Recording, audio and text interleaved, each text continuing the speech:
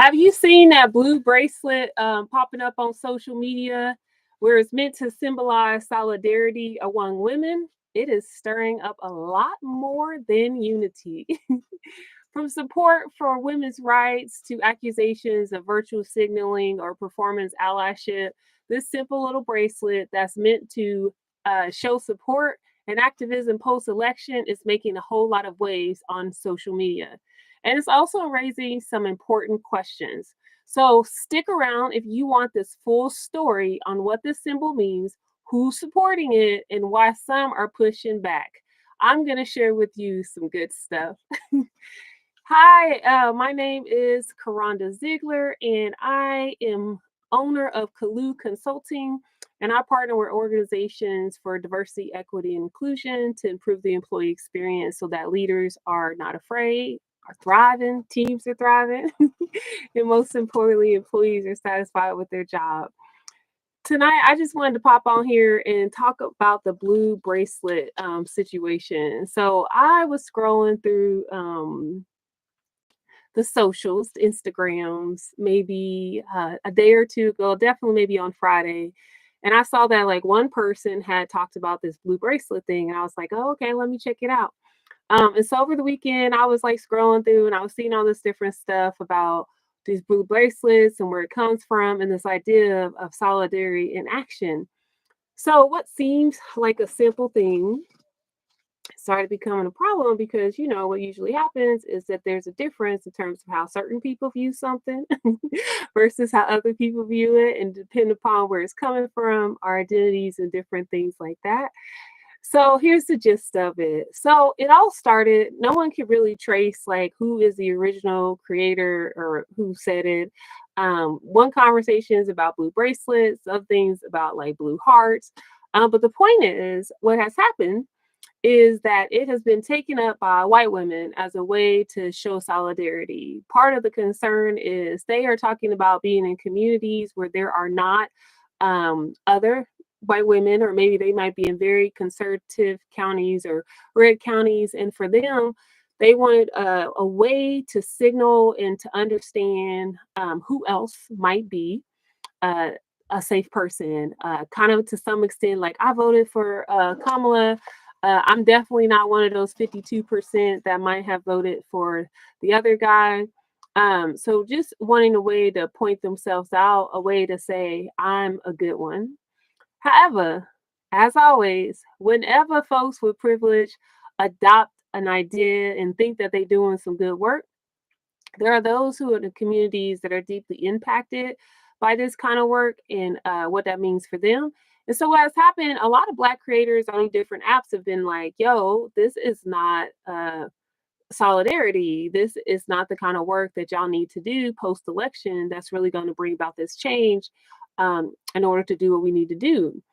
And so I think that this is like fair and everything. And like it does make sense for people to feel this way.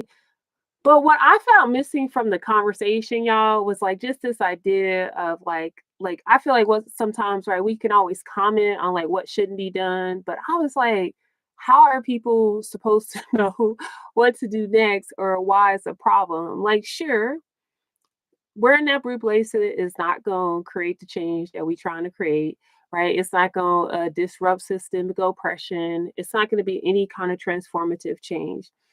But there has to be both a balance, right? Where a lot of white women are feeling unsafe and they want a way to signal other people. And that kind of misses the whole mark in terms of what it means to be an ally and what exactly is activism. And so they've been told not to wear the bracelets, which I agree. You don't need to wear the bracelet. Like it's not gonna help anyway. And I'm gonna get into that and unpack that for y'all today on why it may not be important to wear that bracelet. The other thing is a bracelet. What's that really gonna do for somebody? And then unfortunately, right, the good thing is people making money off of it. It's trending everywhere. People feeling good because they wearing their bracelets and they doing some things. My favorite was being on the apps, and every so often I'd see a commercial for some big name jewelry company, and I was like, that's smart. I'm gonna go ahead and set this up because people are looking for jewelry anyway. If they were smarter, they would produce like a blue bracelet, but I'm not trying to help capitalism. So, but I do feel like that it is a greater conversation around this blue bracelet. And it's not so much about just wearing this bracelet so I can feel that I have solidarity with others or that people's voices aren't being heard. It really goes back to these deeper contexts and roots about what it means to do the work around equity and inclusion and what it really means to disrupt oppression. And so tonight I'm going to talk to you all about three main points. But within those main points, there's other ideas to get you to understand why white women, or anyone for that matter, wearing a blue bracelet is not the real work and why it is considered performative activism.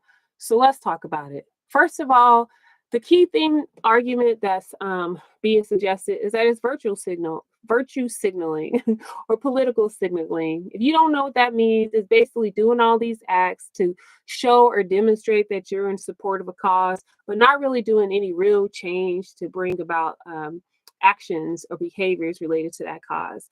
I think a really good one that's still kind of relevant in people's minds in terms of 2020 and the George Floyd situation. There was a lot of companies that like did black boxes, or people on their social media did black boxes, kind of indicate their support for Black Lives Matters, and it really didn't turn into anything at all. Other examples that come from elections, if you can remember from like that 2020 election, maybe 2016, I don't really remember what year. Um, you had the pink hats, right? Everybody was wearing pink hats marching.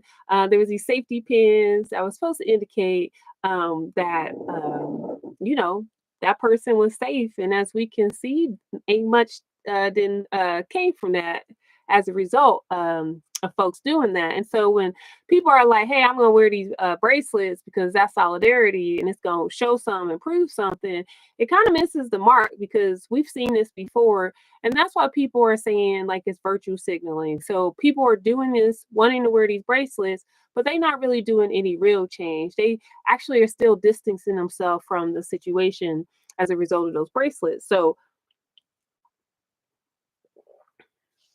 I just really wanted to drink my tea. um, and so the idea, and so what I would say to y'all is it really is about this idea around intent and impact, right? And so even though the intention might have been one way, the impact is another, like currently what's taking place because of the conversation in which things are not okay, and also the impact of future changes or ideas around that. So let's talk about intent versus impact. And so basic thing is, you know, your intentions may imply, or sorry, yeah, you may intend to do one thing, but the impact could have something else. Like, so for instance, a common thing is like people will tell a joke and they're like, that wasn't my intention. That's okay. But your impact is that it impacted somebody, end up being a microaggression, made somebody feel like they weren't included. And so we really have to think about that. So, how does intent and impact pop up in this particular situation? And so, one is this idea about different narratives. So, if someone finds the original creator or person who advocated for it, was to show solidarity between white women within their communities, as you know, things get going. And there's an alternative narrative, and the alternative narrative for some white women have expressed on the TikToks, Instagrams, the social medias is my goal is to actually show people of color, Black women, that I'm safe, that I'm not one of those other white women. And so there's a different narratives. And so maybe if originally the idea was to show solidarity within the community, that has now been adopted and there's different narratives. And so that intent of solidarity has been shifted. And guess what? It's now aligned with performative activism. So that is the impact that it is having. And so this is why if you are a white woman and you are thinking, or white adjacent, somebody who benefit from proximity to whiteness, and you are thinking about wearing this bracelet, I encourage you not to, because it is not sending the message that you think it's going to send. And it's not so much like, oh, I'm going to adopt the idea that I want to believe in, because that also roots the experience and centers you. And it's not necessarily listening to the marginalized populations and their ideas. And so that matters as well. Also, intent and impact, if the goal is to act with resistance, and to create that change, it's definitely centering you, the person who's wearing the bracelet, as an ally because it really comforts you. It centers your comfort. It's not thinking about the different voices that are being shared, right? So you have marginalized communities, Black women who are saying, you know what, this centers your comfort. And that's not what allyship is about, and you're centering your voice. You watch the videos and different women are like, well, I'm just gonna do it because it makes me feel safe, and I want to do it, and ain't nobody gonna stop me from doing it. And that just centers you, and it doesn't focus on that core outcome, right? Is that whatever has happened with the election and what's coming up, right? There's some real truths that real harm, marginalization is going to take place, whether it be folks who are immigrated, who have been naturalized in the United States, folks who some people are undocumented or legal, whatever you think that may be. Immigration, that's debatable because none of us should be here on this land. But that impacts, there's consequences to women's health and reproductive health, and just consequences for different identities. So a bracelet's not really doing that. So for you to say that this bracelet is going to impact that realness, that's missing the mark. It's not really doing the work. And then really just it leads into this idea of like we want to act and we're reacting to the situation. And true allyship that's not performative is beyond just doing something and responding to something. It really is truly about creating change, intentional change. It's about knowing what those goals are, what we are striving for. It's about really being able to identify what actions and what behaviors it is that we are trying to achieve. That's really what that impact is about. Also, this intent and impact is diluting the message. If your idea is that we are going to have some form of resistance and the narratives have shifted and things have changed, then you really aren't achieving the message that you hope to achieve.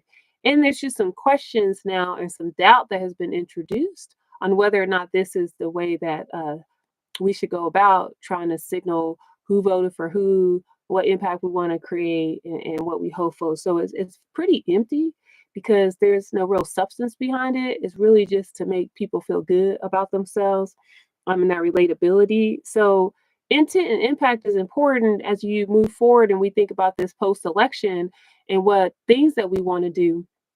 We have to consider that sometimes the first idea we have ain't necessarily the best idea.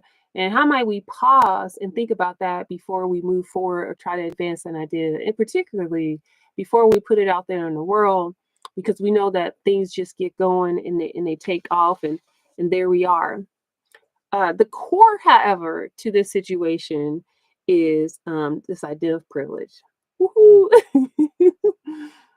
Hmm. Y'all got some black tea is delicious. But the core of this is privilege, right? Always. Isn't that the thing? Ain't that why we in the situation that we in? Because some people have more privilege than others, influence and stuff. Like even we just think about our most recent political campaign, it kind of roots around like money and stuff. And so the core issue um with this intent and impact and it's coming up, at least I think is the ability for white women to opt out of this resistance. And so it's a bracelet. You can take it off anytime that you want to.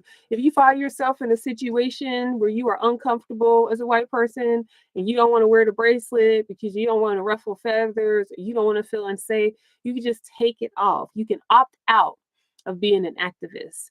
And this is the core thing because what Black women are saying, if you think about it, they don't have the option. I know myself included. I don't have the option of opting out being Black.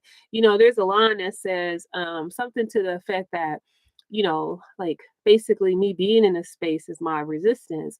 Because what I know is that when I show up as a Black woman, it's going to change the dynamics in the room, what people talk about, how comfortable they feel. And when you are a white woman and you get to wear that bracelet and you decide that you don't want to deal with that, you just take it off. Now you just get to blend and everything. And so there's this idea with that privilege, right? Is this also this freedom of expression and who gets to express themselves just casually, like, and that's what I'm saying. Like, there's some deeper meanings behind this. white women, instead of people just not wanting you to wear the bracelet, there is something behind that that matters. And so it's this freedom, like who gets to express. And so often marginalized communities, and this is why like many of the black women are struggling, because who gets freedom of expression, who gets to just live out and do what they want to do without any real consequences. We can see which rallies and protests get broken up, and which ones people get to do whatever. And just even the fact that you um are like, I can resist and I can protest this. There's already a privilege of an assumed safety, that I am safe enough to explore this idea. I am safe enough for the spotlight to be on me. I'm safe enough to say, like, I don't like your opinion. I don't like what you're doing. And not everyone has that freedom of expression or that safety. And so that definitely is rooted in privilege. And so, again, if the intent is to say that I'm an ally, that I'm with you, that that we in this together, and yet you are still just yeah, I'm like, I don't know what I'm looking at. When I'm recording, it's not live. I'm like looking here, looking there. So anyway, just be with me here. I think maybe I just look here and it all work out. Maybe I'll put a book or something underneath there here in a minute. But it's live. So but yeah, so just this safety, right? People automatically have this assumed safety and they don't have to worry about nothing. Not everyone gets to do that. And so that's why it's an issue.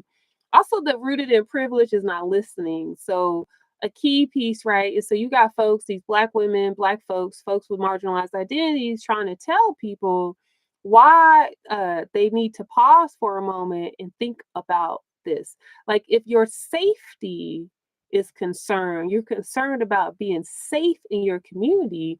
And then you have people who have had to navigate this idea of safety, not just in this moment because it matters to you as a white woman, but black women who have had to navigate this ongoing, consistently on an everyday basis and not be able to get around it. And they're trying to tell you that this ain't the route to go, and you like, I'm gonna do it anyway, right? And so part of this concern right now is what voices are being amplified, what voices are being centered, and what voices are being elevated. And so if the goal is I want to be an ally and be on his side, that's what has happened, right? We weren't listening because like prior to the election, there was plenty of black content creators and out there and folks of marginalized identities, racialized identities, people of color saying, yo, this ain't the path that we want to go, that we need to do some additional work. And they were doing the work and people weren't listening. And here we are. Now everybody who has had privilege and ain't had to worry about consequences of an election is like running around trying to figure out what to do. And the funny part is that the solution was to wear blue bracelets. So I think if the outcome was that we gonna wear blue bracelets to show our resistance and belief that somehow that makes a difference, then it may be advisable for those with privilege, particularly white women who want to run around with these bracelets, to maybe listen to the black women who are saying that this ain't it. So it just centers white comfort, right? I'm comfortable, so I'm gonna wear this bracelet because it makes me feel good. I'm not really thinking about the consequences and what that has in other places.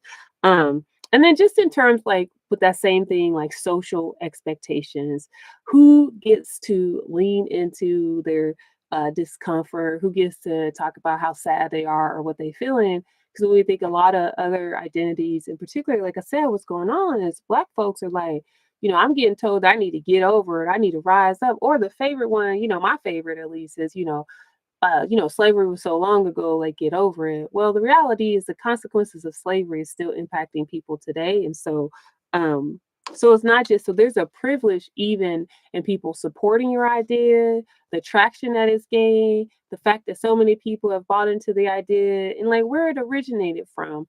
And had it originated from a person of color, would the traction had taken place? Not so much. So what I want you to think about is the inherent privilege when you think about what acts you want to do in terms of allyship and what voices are you centering, whose comfort are you centering, what privileges do you have that others wouldn't have, and kind of lean into that, right? And is this something that you can take off, that you can opt out of? it's probably not the transformative action and behavior that you need to take to actually create the change that's necessary to disrupt oppressive systems, to eliminate injustices, and also impact inequities. And lastly, the big piece that people really tripping off, this ain't real work, y'all. It's not real work at all. What it is a way to white women are like, well, in my community, I'm not gonna name no states, but they I don't want nobody coming for me here. But let's just say there are certain states that from their opinion, if you watch these videos, a lot of them are saying, I'm in a community where there's a lot of conservatives, we're considered a red state. I feel like I'm an only one. Well, welcome. I don't know how many times I have been in a space as the only woman and also the only black woman. And so that idea is like, okay. But what the gist of that is, it avoids the hard conversations. Let me explain. The real work of allyship is having hard conversations. By wearing that bracelet, you have already said, I'm a person that you cannot be your authentic self with. So anyone that you were going to challenge around that idea, their racist or bigot views, more than likely now you're not gonna know that. And so the real work is to have those hard conversations with people.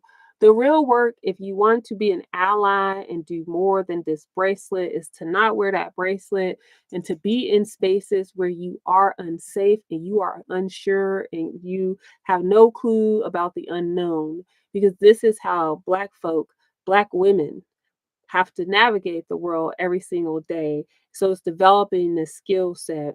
It's being able to engage. The key is authentic relationships, to build connections, to use critical thought and thinking to identify who are the safe people. And also by engaging in those conversations beyond a symbol, you're able to really get to the gist and see if there's shared understanding. I mean, we can go back to the current narrative and see right now why conversations are so important because on one part, people are like, I want to be in solidarity with someone. And the other part, folks are like, I'm wearing this bracelet because I want people to know that I'm safe. And so if we don't engage in conversations and the work that you're trying to do by wearing this bracelet is really you're negating the work that you're doing. You're not actually going to achieve what you're trying to achieve. So you want to think about that. So the reason Black women are calling out and say they don't feel this is performative allyship because you're not sharing in the experience, right? Again, it's going back to the idea of privilege and centering oneself and having options. And it doesn't ultimately require no action, right? Like just because you like, okay, somebody walk in a room and see you wearing a blue bracelet, how's that really going to challenge or create real change? That piece person can just walk in the room and just not even be near you and go to the other side of the room. So that's really not going to do any real work around that. And so do the real work, the hard work. So allyship is not temporary. Allyship does not center your comforts. Allyship is not rooted in your experience. Allyship is rooted in the experience of those who are most marginalized. And how do you listen to their voices? How do you really challenge the systems, challenge a space? And the way that you can do that best, honestly, is being in that space, people feeling comfortable. Because if you are a white person, you're going to be able to be in spaces that I, as a Black woman, will never be able to be in. And if I am, people are not going to be authentic and real. I'm never going to know the whole story. But what you get to do as a white ally is to be in those spaces and learn the whole story. You get to understand the objections. You get to have those conversations with people. But when you wear that bracelet, that neglects your responsibility of allyship. You neglect doing the hard work. That's exactly what happens whenever you are in those spaces and you don't do that kind of conversation with people. So.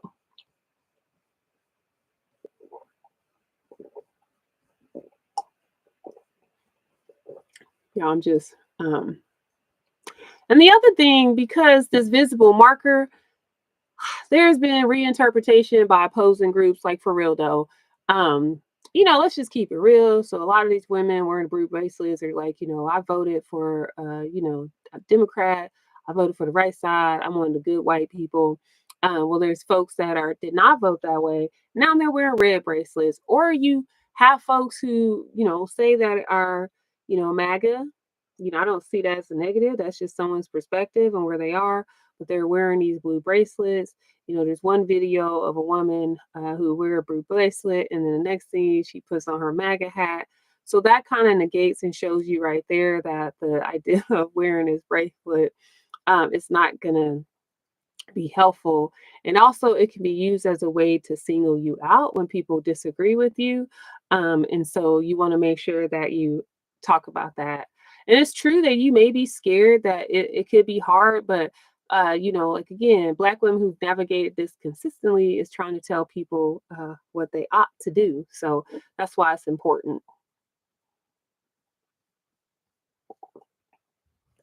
I just want to make sure I ain't miss none of my points that I was trying to share. There's so much that I could talk about, but I just wanted to make sure that I was covering some key points for people, because like I said, on the internets, maybe I shouldn't be saying internets, on them social medias. Oh, they not talking about all this. They just telling folks what you shouldn't do, why you shouldn't wear the bracelet, and it's just rooted right in this one piece. And I guess the last thing I would talk about and share is that there's also this concern of being judged as one of them white women's, and I'm one of the good ones, and all that good stuff. And the thing is, this is hard for white folks, white women, particularly right now, because one content creator.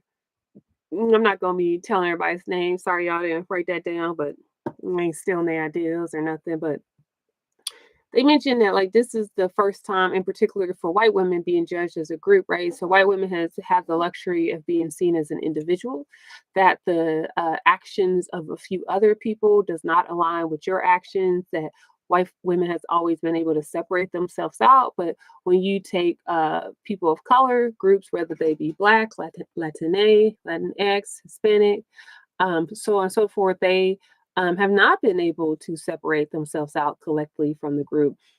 For me, I always think about like, when there's a Black issue, I'm like, great, that's going to impact all of us. So this is new, right? This is new for white women.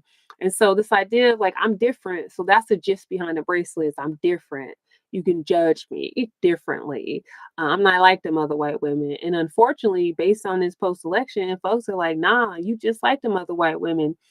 And if you're not, I still can't trust that you did the work that you needed to do in order to bring about that change for them. So, what do you do, right? So, do you wear the bracelet? Let's just make it clear. No. If you are a white woman and you are thinking about wearing that bracelet, do not wear the bracelet. If you are a white adjacent or someone who has proximity to whiteness or benefits from pale skin, or being perceived as white, should you wear that bracelet? No. Should people of color wear that bracelet? No, because the bracelet's a dumb idea. But if you want to wear some bracelets, then bet you should go ahead and do that. But definitely should not be rooted in this experience. I highly recommend that if you go and wear that bracelet, you don't do it right now. That maybe switch up on your colors. Maybe like purples and greens are your spot right now. Try rainbow. That may actually be the path to take right now, or not when we think about LGBTQ concerns. Maybe just stay away from bracelets. That might actually be a good idea as well. But in the end, remember that macro and micro contexts are related, that your individual actions are connected to collective ideas and concerns, to broader narratives that exist in this universe.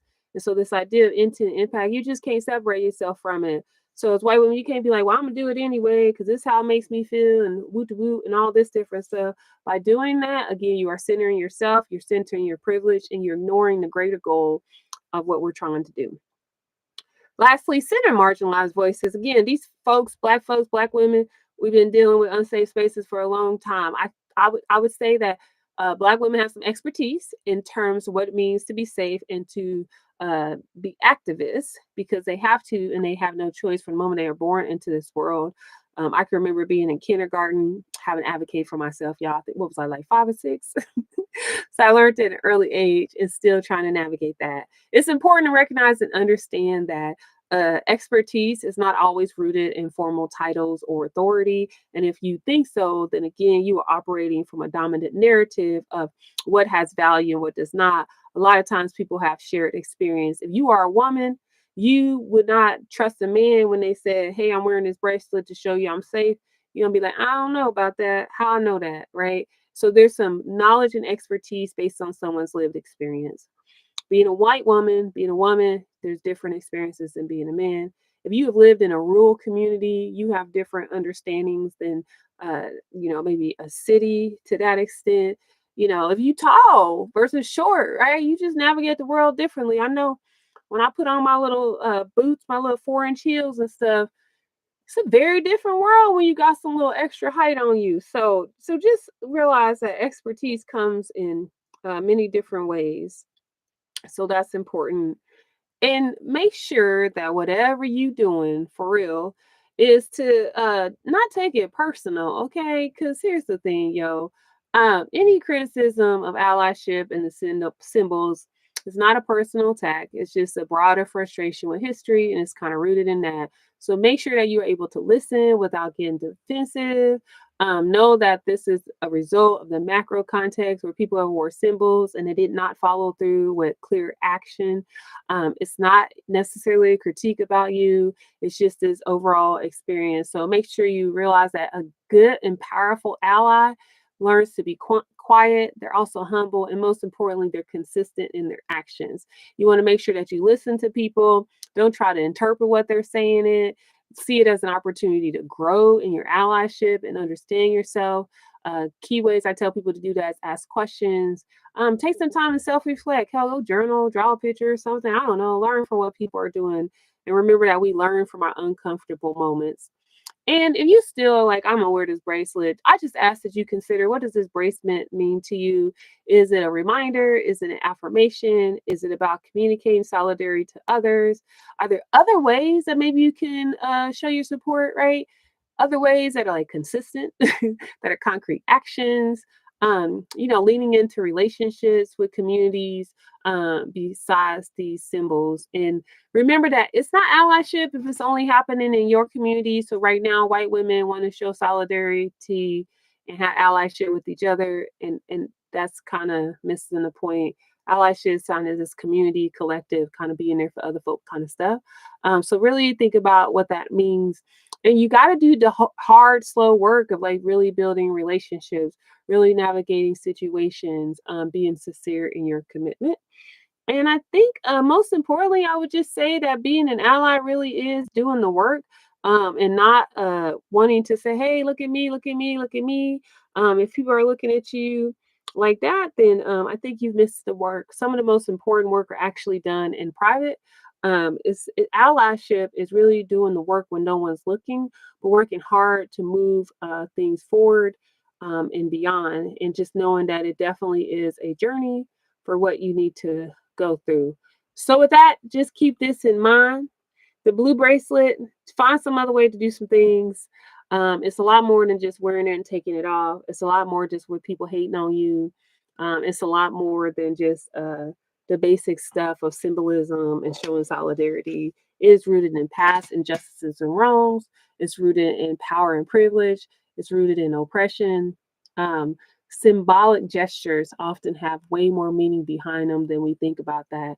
And I hope that this live tonight has helped you think more deeply about what those consequences are in terms of your actions.